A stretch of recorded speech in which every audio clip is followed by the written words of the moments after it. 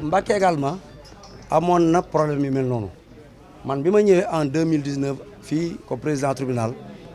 j'ai demandé à un archiviste de métier d'aller à Mbacké de me faire l'état des lieux maanaam mu xoolal ma lu fa xew lan la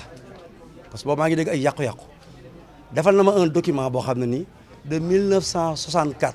à 2006 wax ma lu fa yàqu lu fa yàquwut lu fa des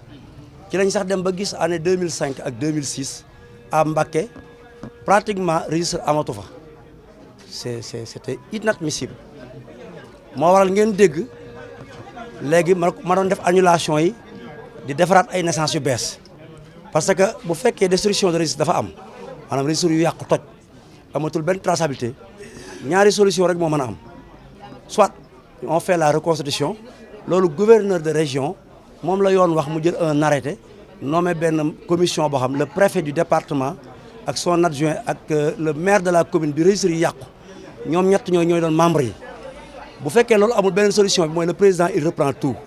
mooy day annulé waat actes yooyu comme amatuñ une base amatuñ risque amatoo foo xoolee amatoo fooy vérifier ku moom ak ku moomul là on reprend on annule et on reprend donc l'acte de naissance te depuis 2 ans yi pratiquement def nañ ba à 80% li fa yàqu woon lépp réglé nañ ko donc commission de reconstitution bi heure buy am ce qui est sûr mooy li muy def reconstitution du bari donc loolu également permettre na ma man également ma xaw a leeral tuuti loolu ndax amoon na tuuti ay débat ak i wax mais lii dëgg tey dëgg mooy agent yi nañu góorgóorlu ñoom lañ dénk registre jàmbur yi kon bu tojee wala muy yàqu ñoom ñooy tooñ te wax naa ko léegi parent bi sañ na leen plainte sur le plan civil et pénal